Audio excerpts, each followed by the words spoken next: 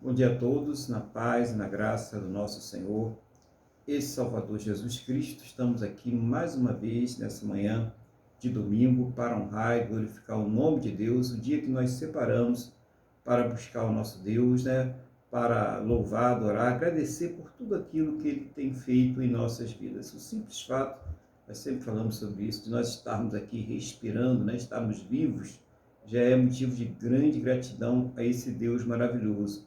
Mas Ele faz muito mais do que isso, Ele supre as nossas necessidades, Ele nos dá livramento no dia a dia de coisas que nós estamos vendo e também de coisas que nós não estamos vendo. Ele está sempre ali cuidando de nós, nos cercando com o seu poder.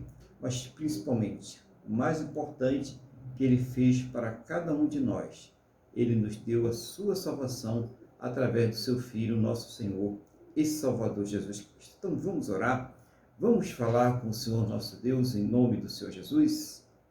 Senhor nosso Deus e nosso Pai, estamos aqui mais uma vez reunidos na Tua presença, Pai, em primeiro lugar, para honrar, para glorificar e exaltar o Teu santo e poderoso nome, porque o Senhor é digno, ó Deus, de toda a honra, toda a glória e todo o louvor. Meu Deus, eu quero colocar diante do Senhor cada vida que está neste momento, buscando o Senhor, está em oração nesta hora, está colocando o seu coração diante do seu altar, para que o Senhor esteja cuidando, fortalecendo, capacitando. Meu Deus, toma a direção desse culto, de tudo aquilo que será feito aqui neste lugar, nos perdoa os pecados, nos purificando de todas as injustiças em nome do Senhor Jesus, para que nós possamos entrar na Tua presença, meu Deus, com confiança, com alegria. Assim, meu Deus, dirige a palavra, o louvor, tudo que será feito para que seja tão somente para a Tua honra, a Tua glória, o Teu louvor. Visita esse lar que está participando pela fé nesse momento e abre esse coração para a Tua palavra, Pai. Meu Deus, prepara cada vida nesse momento. Nós entregamos todas as coisas nas Tuas mãos para que o Senhor esteja dirigindo tudo conforme a Tua boa, perfeita e agradável vontade, segundo os Teus planos e os Teus projetos sempre perfeitos, meu Deus, para a vida de cada um de nós, em nome do Senhor Jesus, Pai. É o que eu te peço, meu Deus, na mesma fé e na mesma concordância com cada pessoa que está orando comigo nesta manhã, no nome do nosso Senhor e Salvador Jesus Cristo. Amém? E graças a Ti, nosso Deus e nosso Pai. Amém? Louvado seja o nome do Senhor Jesus. Bom dia, igreja, bom dia a todos. Bom dia, irmão Luiz também. Que Deus abençoe. E o que Deus tem colocado no seu coração nessa manhã, irmão Luiz, para que o irmão venha trazer a igreja no nome do Senhor Jesus? Amém, pastor Aguilar. Bom dia a todos. Eu saúdo a todos com a paz do Senhor. Deus colocou no meu coração, eu gostei, eu estou fazendo uma releitura do livro de Josué, e eu pretendo nesse, e talvez até nos próximos cultos, é bem provável, falar um pouco das coisas desse livro. Ele é muito rico, com tudo que está na palavra de Deus. Então, hoje nós vamos no capítulo 2 do livro de Josué, dos versículos 1 ao 19. Então, o livro de Josué, capítulo 2, dos versículos 1 ao 19. Enquanto o pessoal vai colocando, eu estou procurando, eu gostaria de falar da alegria de estar aqui, de nós podermos estar nas primeiras horas desse primeiro dia da semana, louvando e engrandecendo, estou em nome do nosso Deus, em nome de Jesus. Estamos aqui todos reunidos, reconhecendo o poder e o que Ele fez por nós, reconhecendo a vida eterna, reconhecendo o amor e a misericórdia dele. Então, vamos passar então a leitura e depois eu vou tecendo alguns comentários. Então, capítulo 2. Na minha versão, tem um título aqui: Espias mandados a Jericó. Raabe.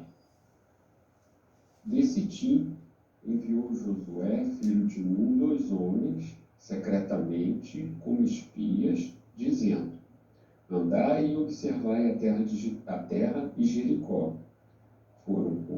Foram então, e entraram na casa de uma mulher prostituta, cujo nome era Raabe, e pousaram ali.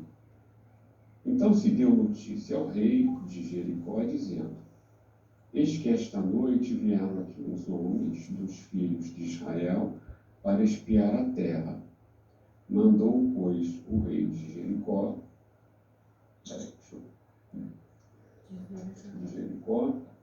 a Raabe, fazer sair os homens que vieram, faze sair os homens que vieram a ti e entraram na tua casa, porque vieram espiar toda a terra.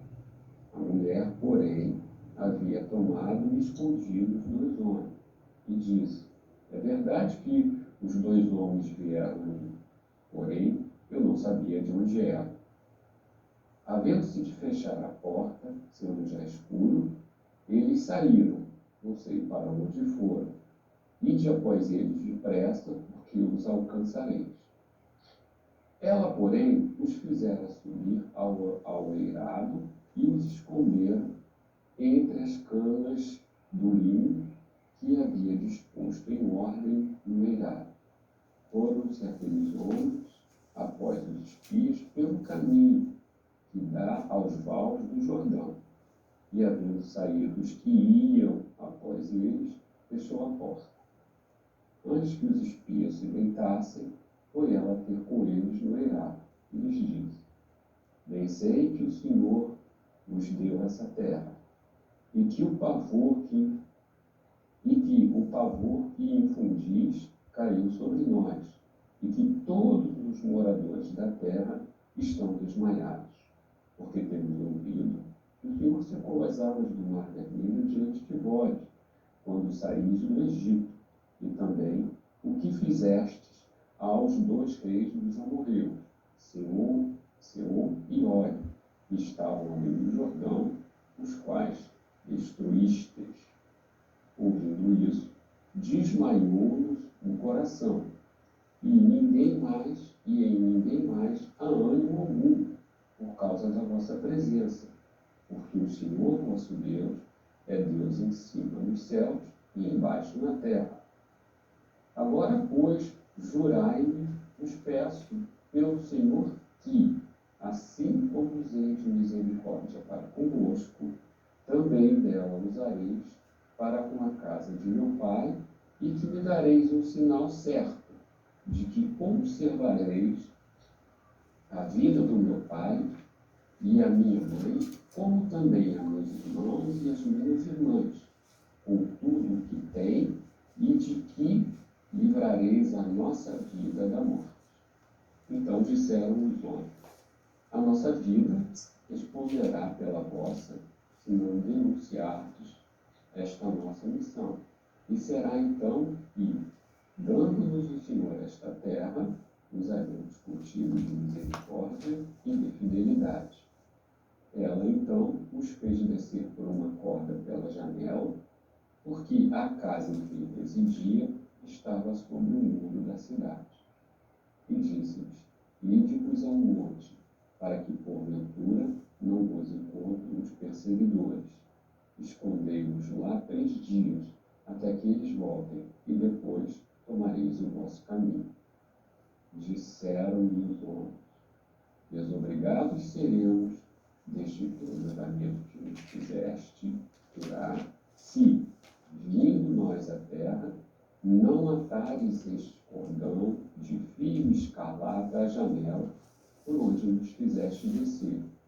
E se não recolherdes em casa contigo teu pai, tua mãe e teus irmãos, e a toda a família de teu pai.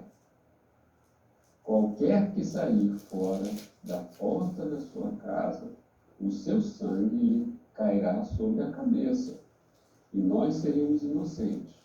Mas o sangue de qualquer que estiver contigo em casa caia sobre nossa cabeça, se alguém dele puser a mão.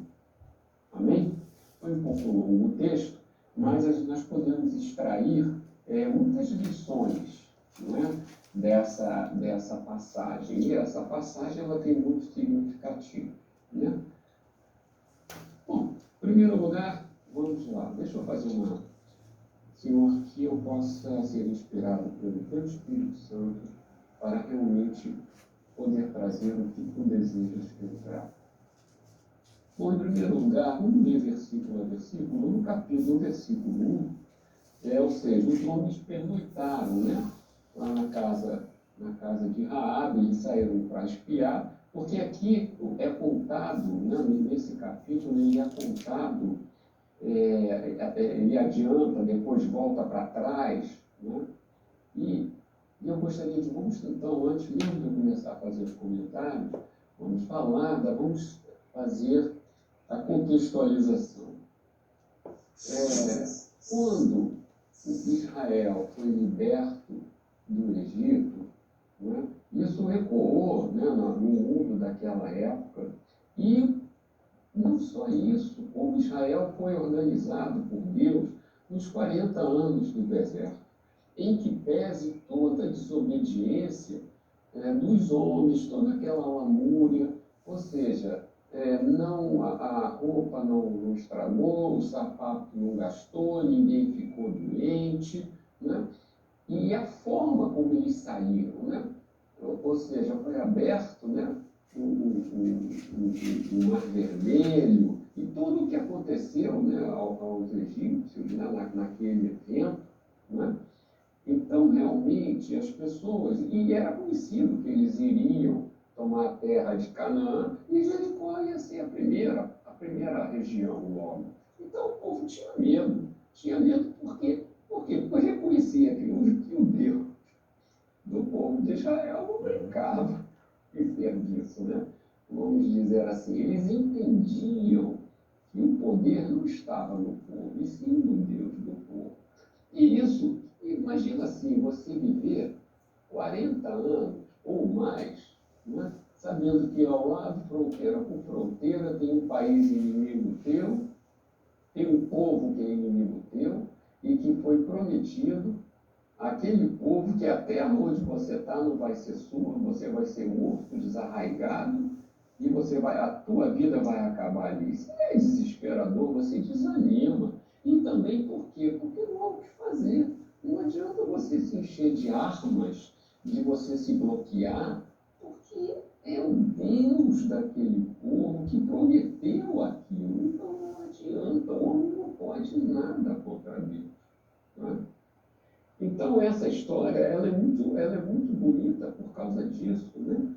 Então vamos lá. Logo no versículo 1, né, a Raabe, que já sabia dessa história, nascida e criada, se ela era prostituta, convenhamos, ela não era uma mulher de idade, ela devia ser uma jovem bonita, mas ela tinha um entendimento, não é? Então, o que acontece? Ela deu lá, escondeu os caras, né? Aí eu coloquei aqui, aí eu dei um salto para o versículo 4, que é a parte que o rei fala, manda lá, e eu coloquei aqui, no versículo 4, Raabe confirma que escondeu, ou seja, ela conversou com o rei. Ela confirma que escondeu os dois espias, mas que não sabia de que se tratavam aqueles homens, não é? Muito bem, frigir dos ovos. O que Raabe fez? Ela deu a direção, olha, para os homens, escondam-se num determinado lugar. E mandou e orientou aos homens dos reis, não é? Olha, eles foram para outra direção. Né? Então ela propiciou o livramento daqueles homens. Né? Vamos dizer assim, ela deu a direção errada para aqueles homens serem livres. E depois que os homens partiram, ela foi lá conversar com eles, não é? Foi ter com eles e falou, olha, eu reconheço. Não é? Ela fala que reconhece o que Deus fez, né, quando eles saíram do Egito, né, e que todos estavam com medo. Eu fiz uma observação aqui, que o interessante é o seguinte, é que Raabe, ao confessar tudo isso, ela estava dizendo que ela cria nas promessas que Deus havia feito ao povo de Israel. Não é? Então, ela tinha ciência, ela não ouvia aquilo como história da carochinha. Não, ela acreditou. Ela, sem saber, estava começando a confessar a fé dela em Deus, no Deus de Israel. Não é? Por isso o temor, por isso que ela teve coragem de ir aos homens, por isso que ela teve coragem de escondê-los. Não é? Então, muito bem, depois no versículo 10, ela falou ela falava, né? Ela que falou, não foram os homens que contaram, né? Ela falou também das maravilhas que Deus havia feito pelo povo de Israel ao sair do Egito e as vitórias sobre os reis amorreus.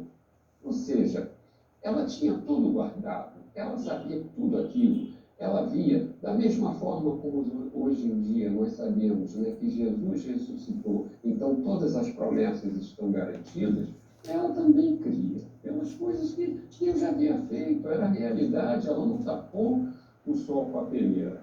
Né? Então ela reconheceu que o Deus deles era realmente o Deus, era o único Deus que tinha poder. Né?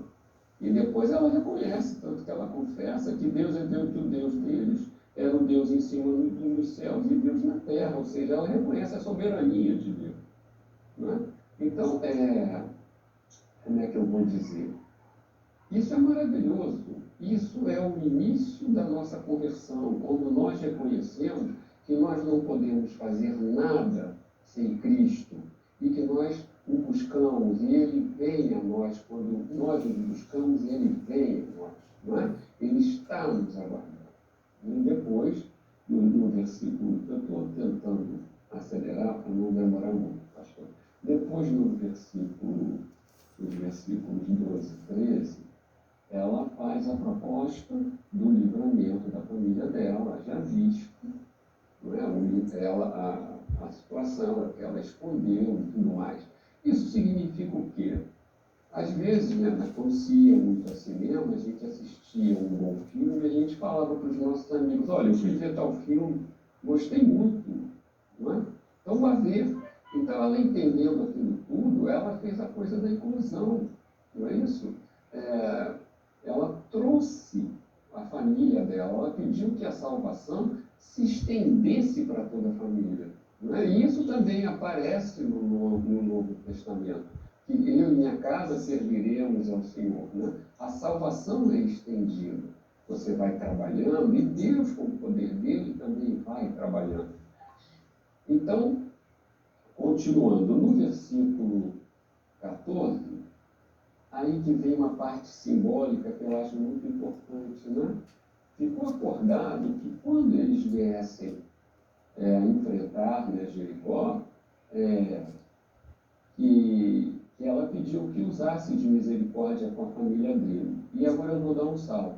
No 18, ela pede, eles dizem, então coloca esse cordão escarlate, ou seja, vermelho, na janela. E antes ele fez referência, isso aqui é muito interessante, porque a casa dela, aquela janela, que não poderia ser de outra maneira, e Deus faz tudo certinho, devia ser uma parede adjacente ou contígua, ou mesmo apoiada nas muralhas.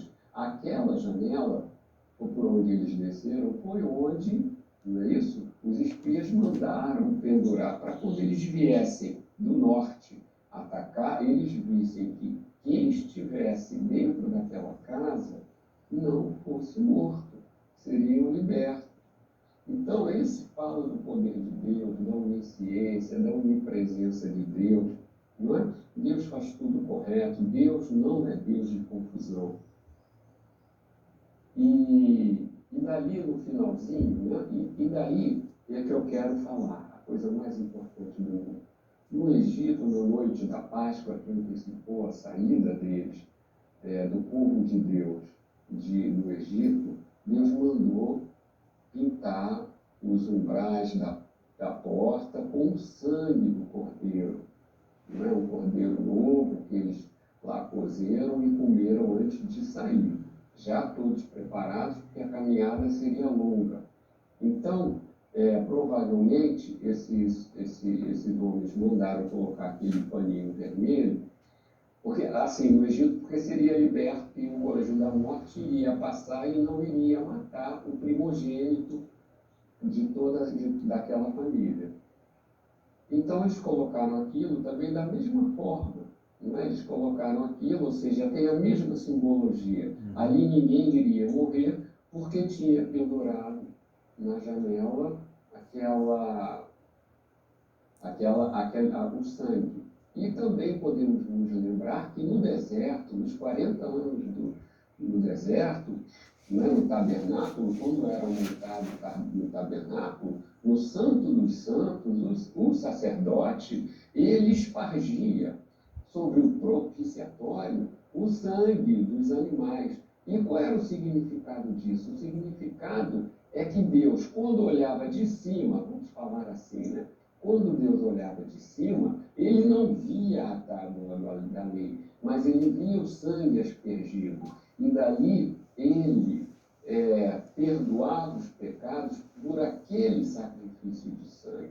E qual é a ligação com o Novo Testamento? A ligação com o Novo Testamento é o sacrifício definitivo, o sacrifício perfeito, é o derramamento do sangue de Jesus. Nós somos pecadores, nós somos imperfeitos, mas quando Deus nos olha, ele vê em nós o sangue derramado por Cristo por nós. Então ele não enxerga o pecador, ele nos enxerga como pessoas que podem ser salvas. Por quê? Porque o sangue de Cristo nos purifica de todo pecado. Então, essa coerência do Antigo com o Novo Testamento. Deus é um só, ele é coerente. Então, precisamos ter sempre em mente isso. Né? Então, para encerrar, eles fecham o acordo, né? Então, qualquer pessoa da família dela, ou mesmo que saísse de casa, como é que se diz, seria morta e eles não seriam responsáveis por aquilo. Ou seja, você vê que o que significa isso? Significa que nós temos que viver sempre debaixo da soberania de Deus. Não podemos estar na igreja, não podemos fazer parte do corpo de Cristo e depois sairmos. Não, agora eu vou dar um tempo, briguei com o pastor, depois eu volto. Se Cristo vier nesse meio tempo, você vai dançar. Eu não estou falando da igreja física, eu estou falando da comunhão dos santos, da igreja sobrenatural, que a gente não vê. Canso de encontrar pessoas, não, eu estou desviado. Eu digo logo, você sabe no colo de quem você está sentado, né? Você não está nem lá nem cá. Ou você está em Cristo, ou você não está em Cristo. Não é isso? E também podemos entender muitas outras coisas. Quando a promessa foi feita a Abraão e a todos os que estavam em volta deles, existiam pessoas que não eram da família Abraão. E essa salvação foi inclusiva, da mesma forma que Raabe, não é isso, entrou na salvação de Deus, porque ela participou da linhagem de José, ou seja, que chegou a Cristo, não é isso? A salvação de Cristo veio para justamente alargar a salvação. Ele veio para trazer para nós, os gentios, essa grande salvação, para todos que reconhecem a Cristo como Senhor e Salvador, como o verdadeiro e único Deus das nossas vidas. Da mesma forma, né, a mulher cananeia, quando chegou e falou, não, mas as migalhas que caem da mesa, né, que Jesus falou, não, mas para que eu vou dar o pão que é para os meus? Não, mas as migalhas que caem alimentam os cachorrinhos. Ele falou da fé dessa mulher. Então, nós vemos o amor de Cristo por toda essa criação. Ele tinha um povo eleito, mas agora nós somos a Israel espiritual, não mais a Israel tribal, a Israel étnica daquela região lá do norte da África, não. Hoje nós somos a Israel espiritual de Deus, todos que aceitam, que confessam os seus pecados, que aceitam o Senhor Jesus como o nosso único, suficiente e bastante Senhor e Salvador. Pastor, eu agradeço muito pela oportunidade, deixo aí a palavra, devolvo a palavra ao senhor para os seus comentários, eventuais correções, tá certo? E dou louvo a Deus pelo seu ministério. Era só isso, muito obrigado. Glória a Deus, né? Louvado seja o nome do Senhor Jesus. Também, né? Que Deus continue usando o irmão aí, trazendo sempre uma palavra aí objetiva, né? Que a gente pode compreender bem, né? Cada doutrina, né? Cada mensagem, né? Que Deus está dando para a igreja. E hoje falando sobre o Josué, uma das coisas interessantes é que o irmão falou lá pelo meio, né? Quase chegando no final, a questão de Deus ser inclusivo, né? Isso é interessante, né? Porque as pessoas elas, acham que Deus às vezes é exclusivista, é só para mim, né? Eu vou subir o degrau da exaltação e você vai ficar lá olhando, né? Sendo humilhado e tal. E não tem nada a ver com Deus, né? Isso aí não tem nada a ver com Deus, né? Deus ele tem propósito com a vida das pessoas e nós somos instrumentos para que esses propósitos eles venham se cumprir. E durante ao longo da história da humanidade, todos os relatos bíblicos, a gente vê Deus incluindo pessoas que não estavam ali no meio do povo sacerdotal. Inicialmente, o povo israelita, né, o povo judeu, que era o povo sacerdotal, foi a questão da Raabe, mas foi a questão de Ruth, né, também, foi incluída ali no meio do povo sacerdotal, né, fez parte ali. Davi, ele incluiu um monte de gente, ele buscou um monte de gente para compor ali o seu exército, e pessoas que ficaram ali leais a ele, que não faziam ali parte do povo de Judá, né, de Israel e Judá. Então a gente vê essa questão da inclusão que é muito importante, né? A questão da corda, né? O significado daquela corda, a visão daquela mulher de que eles estavam perdidos, de todo o povo ali em Canaã, vendo que os judeus estavam ali com a promessa de Deus e estavam tomando aquelas terras. Importante que não era por causa da bondade dos judeus, porque eles eram bonzinhos ou santinhos demais, né? Mas era justamente por causa da maldade daqueles povos que Deus estava fazendo tudo aquilo ali. Então é muito interessante a gente ver isso aí, essa operação de Deus e a pregação indireta, né? Porque não foi nenhum judeu lá, não foi ninguém lá da parte de Josué chegar para Raabe e falar, Josué está com a promessa de Deus, né? O povo de Israel vai tomar isso tudo aqui, Deus entregou tudo a ela. Ela viu o que estava acontecendo, ela ouviu falar que um Deus poderoso fez com que o povo de Israel saísse do Egito com mão forte.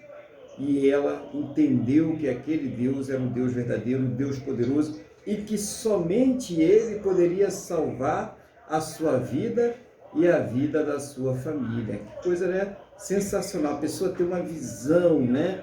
Enquanto os outros estão pensando um jeito de se livrar, mesmo tendo aquela consciência de que não teria jeito nenhum, ela falou, não, mas tem um Deus que pode me livrar. E, né?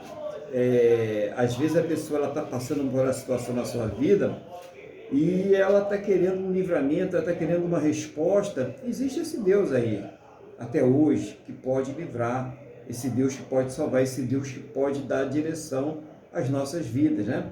Então, se uma Raabe, que não conhecia nada de Deus, que não tinha a Bíblia, que não ia à igreja, que não sabia de nada, foi capaz de entender pelo que estava acontecendo ao redor dela, e isso confirma.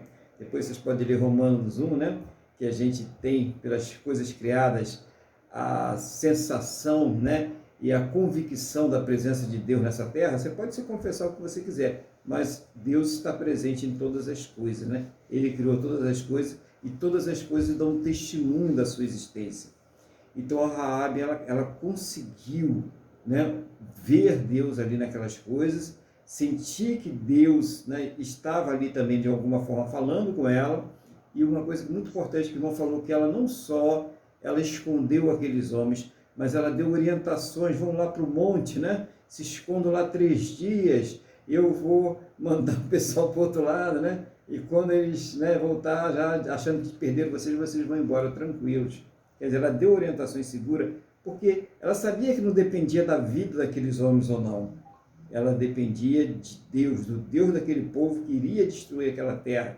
Então ela queria que aqueles homens fossem bem-sucedidos, porque eles sendo bem-sucedidos, a sua família estaria salva. E o irmão fez aí algumas analogias importantes aí, né, a respeito da corda, né, de pano lá, que foi colocada, e depois foi colocada na janela para que servisse de sinal, e mostrou isso o sangue de cordeiro lá, durante a saída do povo, né, do Egito, que era para dar o livramento ali aos primogênitos. Quer dizer, Deus ele deu ali alguns sinais para o livramento, mostrando, né, apontando esses sinais para Cristo. Até aquele sangue dos bodes, né, dos cordeiros que eram mortos lá no templo e eram apresentados, aspergidos ali no Santo dos Santos, isso aí era apontando para Cristo, o sacrifício perfeito, único, né? Não precisa se fazer mais nenhum sacrifício, né? Se alguém está falando, eu estou fazendo um sacrifício por você, você já pode falar, essa pessoa está fugindo aqui da letra, né? Da palavra, porque Jesus já fez o sacrifício por mim, já está feito, né? A obra já está feita. E a salvação é uma obra inclusiva. A salvação ela não escolhe quem vai ser salvo ou quem não vai ser salvo, né? Pela fé, Deus tem os seus escolhidos, né? E quem são esses escolhidos? Eu sempre repito a mesma coisa, aqueles que creem. É simples assim. Quem são os escolhidos? São aqueles que creem. Jesus falou isso, né? Texto áureo da Bíblia: Deus amou o mundo de tal maneira para que todo aquele que nele crê não pereça, mas tenha a vida eterna. Então, o que é o escolhido aí nessa frase? Está claro, né? O sujeito aí, né? É aquele que vai crer. Todo aquele que nele crê não pereça, mas tenha a vida eterna. Então, muitas pessoas que têm a oportunidade de estar na igreja, conhecer a palavra, vivenciar a fé que nós estamos vivenciando aqui, é como o irmão Luiz falou aí, elas voltam atrás, né? Elas deixam o Senhor Jesus. O irmão Luiz sinalizou muito bem, não é a igreja física, é a igreja espiritual, né? É a comunhão com Deus, é a fé em Deus, é isso que a pessoa não pode deixar. Porque a igreja física ela pode falhar, pessoas são falhas, igrejas são falhas, então a igreja falha, entendeu? Qualquer igreja falha, né? Mas a igreja espiritual não, porque ela é dirigida pelo próprio Cristo, o cabeça é Cristo, e essa igreja não falha. Quem está firmado nessa igreja, pode cair pencas de igreja ao redor dele, que ele vai continuar firme, porque o negócio dele é com Jesus. A salvação dele é com Jesus, não é com a igreja. E é isso que a gente precisa entender. É essa firmeza que nós, como crentes, devemos de ter, né? Então, é isso que nós devemos entender. E hoje, só para a gente finalizar, né, para não ficar muito longo, a questão do povo sacerdotal, né? Que não é mais o povo de Israel, é a igreja.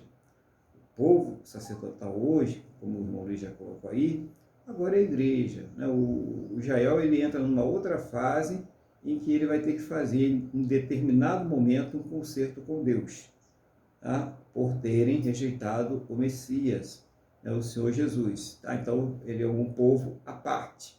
Tá? E os que não creem em Deus também precisam fazer um concerto através do Senhor Jesus, todos os dois povos, né?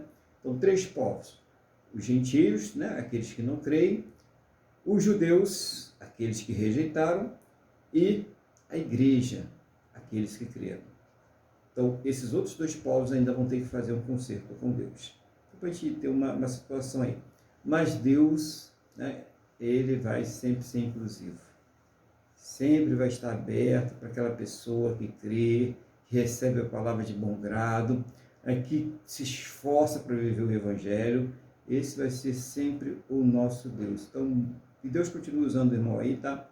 Uma passagem muito rica, essa passagem do Josué, essa passagem da Raabe, uma prostituta, né? Importante dizer, frisar bem a questão, né, da inclusão aí, uma prostituta no meio daquele povo todo ali, né, de tantos doutores, tantos soldados, militares, pessoas que faziam diversas atividades. Foi uma prostituta que entendeu quem era Deus e que conseguiu salvar não só a sua vida através da sua fé, né, mas a vida de toda a sua família, de toda a sua casa. Olha só, talvez até pessoas que malhassem ela, que falassem dela, né, que estavam ali condenando ela pelos seus atos, até aquelas pessoas foram salvas por causa da ação, da forma de agir daquela prostituta. Que Deus continue abençoando o irmão rico e abundantemente em nome do Senhor Jesus, para trazer mensagem realmente que venha edificar os nossos corações. E vamos então louvar ao nosso Deus nessa manhã. Né? Vamos louvar o nosso Deus com o hino 440.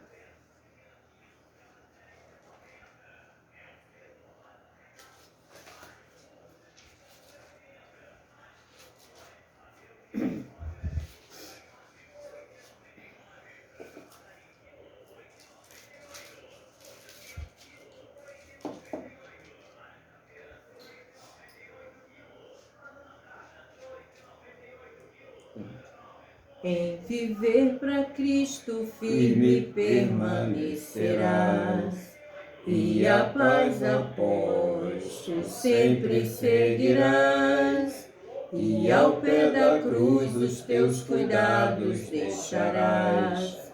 Faze já o seu querer, o seu poder e seus dons te dará. De gozo Cristo sim te inundará, do coração as manchas limpará, fazendo tu para sempre seu querer.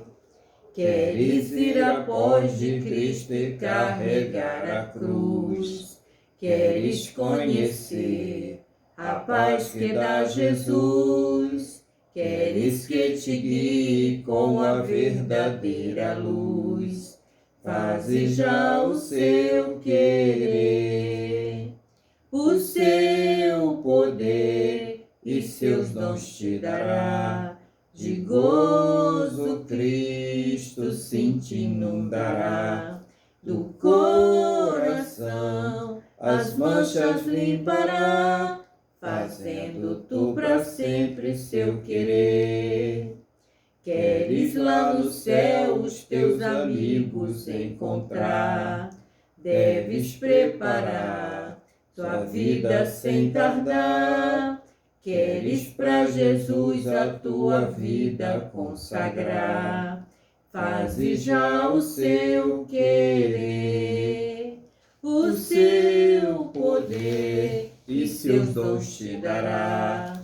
De gozo Cristo sim te inundará, do coração as manchas limpará, fazendo tu para sempre o seu querer. Aleluia. Glória a Deus.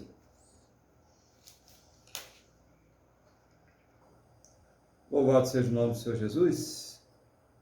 Vamos então agora continuar com a palavra de Deus, né? Já tivemos a primeira parte.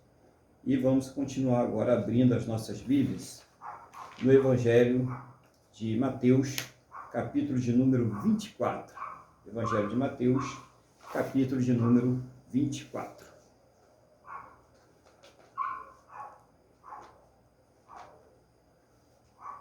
Versículo vai ser o 35.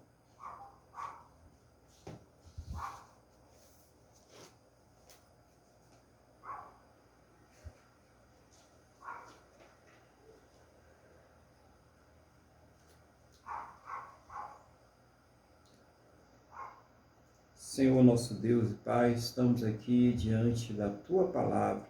Não seja, Pai, o desejo do meu coração, a minha vontade, mas o Teu Espírito Santo a me guiar, a me ensinar, a fazer lembrar, a trazer uma palavra que venha de encontro às necessidades de todos aqueles que estão ouvindo, que estão participando, que virão a ouvir ou participar. Meu Deus, em nome do Senhor Jesus, que o Senhor abra o entendimento de todos para que possamos compreender a Tua Palavra em nome do Senhor Jesus. Amém? E graças a Ti, nosso Deus e nosso Pai. Amém? Mateus capítulo 24, versículo de número 35. Diz assim a palavra do Senhor: Passará o céu e a terra, porém as minhas palavras não passarão. Mas a respeito daquele dia e hora, ninguém sabe, nem os anjos dos céus, nem o Filho, senão o Pai. Pois assim como foi nos dias de Noé, também será a vinda do Filho do Homem. Porquanto, assim como nos dias anteriores ao dilúvio, comiam e bebiam, casavam e davam-se em casamento, até o dia em que Noé entrou na arca. E não o perceberam, senão quando veio o dilúvio e os levou a todos. Assim será também a vinda do Filho do Homem. Então 2 estarão no campo, um será tomado e deixado o outro. 2 estarão trabalhando no moinho, uma será tomada e deixada a outra.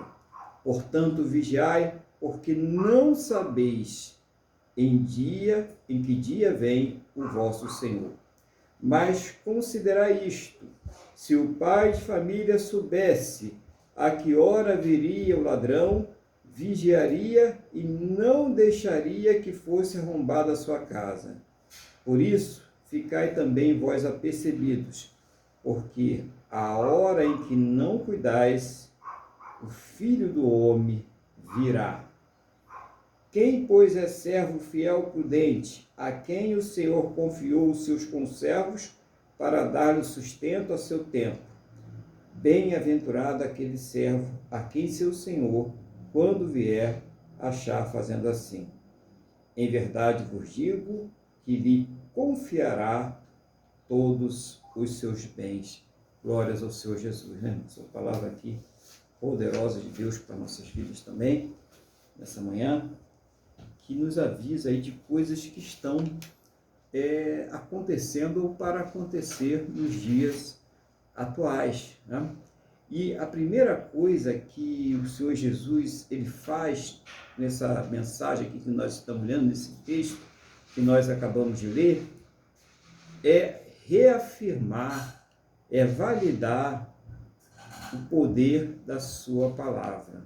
Ele diz lá no 35, passará o céu e a terra, porém as minhas palavras não passarão. E quando a gente dá uma olhadinha para a história, tanto do passado recente, né, um pouco mais antigo, até a história contemporânea, nós podemos ver que essas palavras realmente não estão passando, né? Elas estão acontecendo, os fatos estão acontecendo, os fatos históricos apontam para o Senhor Jesus. Então, quando ele fala de peste, quando a gente vê aí ebola, AIDS e outras enfermidades que tiveram no passado, que tiveram, depois encontraram as vacinas, né? E mataram, ceifaram milhões de vidas. Hoje nós temos aí esse Covid-19, que ainda é uma coisa não muito conhecida, né, pela ciência, e que continua matando, e não se sabe, né, o que vai acontecer depois com isso aí.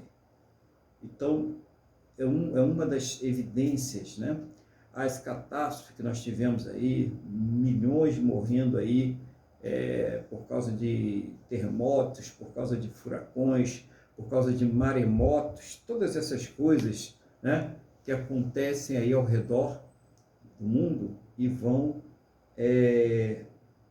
comprovando a palavra do Senhor Jesus.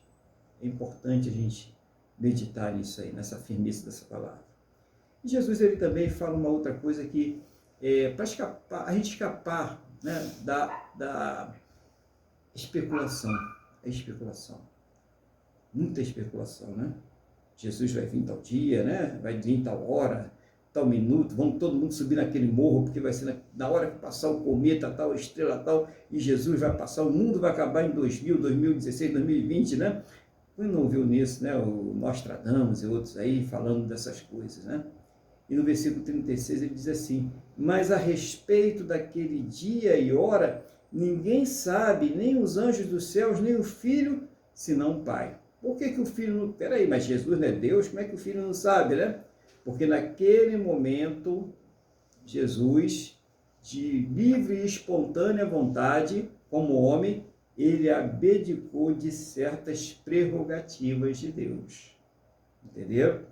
Para que ele pudesse estar ali, sentindo na pele o que nós sentimos, passando pelas mesmas coisas, as mesmas provações e as mesmas tentações que nós passamos. Por isso que ele diz, ó, nem eu sei, né? Não adianta, né? Agora, se nem Jesus que estava aqui podia sabermos, como é que você vai acreditar que um comedor de feijão com arroz chega para você e fala uma historinha e você vai lá e cai nessa história? Por isso já matou muita gente, fanatismo religioso, né? Chega uma pessoa que se coloca como iluminada e tal e arrasta milhões, né, para a morte. Então, isso é muito importante a gente entender essa questão. Mas a respeito daquele dia e hora, ninguém sabe, nem os anjos dos céus, nem o Filho, senão o Pai. Pois assim como foi nos dias de Noé, também será a vinda do Filho do Homem. Porquanto, assim como nos dias anteriores ao dilúvio, comiam e bebiam, casavam e davam-se em casamento, até o dia em que Noé entrou na arca, e não perceberam, senão quando veio o dilúvio e os levou a todos, assim será também a vinda do Filho do Homem. Glória a Deus, né, irmãos? Então aqui mostra essa comparação com os dias de Noé, o que está acontecendo nos dias de hoje, não é isso? A pessoa está preocupada, vou casar, eu vou comprar, eu vou construir, eu quero 1000 likes lá no Instagram, eu quero isso, aquilo, outro, e deixando para trás o principal, a busca de Deus, né? Buscar amoldar a vida à sua palavra, servir a Deus de todo o coração, praticar a palavra de Deus, e isso tem causado que a mesma indiferença que havia no tempo de Noé. Embora os sinais estejam aí, embora as coisas estejam acontecendo, nós estamos vendo aí como o governo mundial já está se formando, não se engane, ele já está aí, ele já está se formando, né? E a Bíblia fala sobre isso, por isso que eu estou citando, o anticristo, que vai ser o governador mundial, que vai determinar tudo, que vai exigir para ele adoração, que vai exigir para ele, né, poder, ele não vai aceitar outro poder, e as pessoas não conseguem simplesmente ver, elas acham muito natural, né? Globalização, é isso, é aquilo outro, muito bacana isso aí e tal, só que a Bíblia não disse que isso é bom. A Bíblia diz que isso é o princípio do fim. Ela mostra isso claramente e as pessoas precisam acordar. Não acordar para dizer, não, eu vou lutar contra. Não adianta, você não vai. A Bíblia não mandou você lutar contra nada disso. A Bíblia mandou você cuidar de você próprio. Cada um cuidar de si. Cada um pregar o Evangelho e mostrar para as pessoas a iminência do perigo que elas estão correndo. É isso, a urgência da pregação do Evangelho, de avisar aquela pessoa que está desavisada do que está para acontecer. É isso que nós devemos fazer. Então, eu vejo muita gente preocupada, né? Vai lá e se envolve com o Evangelho, com política. Evangelho e política são duas coisas completamente diferentes. Uma coisa, você como cidadão, você tem todos os seus direitos de brigar pela política, de fazer a sua parte política, mas como filho de Deus, nós devemos pregar o reino de Deus, fazer aquilo que é a obra de Deus, né? Continuando aqui, 40. Então 2 estarão no campo, um será tomado e deixado o outro. 2 estarão trabalhando no moinho, uma será tomada e deixada a outra. Portanto, vigiai, porque não sabeis em que dia vem o vosso Senhor. Então, ele faz uma relação aqui, né? Parece aí, 50% de pessoas salvas e 50% de pessoas perdidas, né? E mostrando aí que devemos vigiar, porque a gente não vai saber esse dia que o seu Jesus vai voltar, tá? Então, você está ali conversando com a pessoa, de repente a pessoa, sumiu, e o que houve, né? A pessoa pilotando o avião, o piloto é cristão, né? O copiloto também, pronto, vai sumir todo mundo, né? Porque vai morrer o restante que não desapareceu. Tudo isso está previsto na Bíblia. Vai ser uma catástrofe mundial que não tem explicação natural, né? Mas eles vão encontrar uma explicação boa, né? Levaram aqueles crentes chatos, né? Aquele pessoal da Bíblia, aquele pessoal que ficava aí mostrando o evangelho o tempo todo, levaram aquele povo chato, arrastaram, agora vai acabar todos os problemas da humanidade, porque todos os problemas eram causados por eles, né? Quer dizer, pregar o evangelho, pregar que você deve viver em novidade de vida, pregar que você deve viver em comunhão com Deus, para muitas pessoas é uma coisa extremamente agressiva, né? Porque é uma coisa espiritual, tá? A culpa é sempre da palavra de Deus, porque se Deus não existisse, não existiria o pecado, mas como Deus existe, existe o pecado, né? Então, muita gente tem sofrido por causa disso, porque... Bom dia, Miguel, paz do Senhor Jesus, seja bem-vindo aí. Bom dia a todos. Bom dia. Bom dia.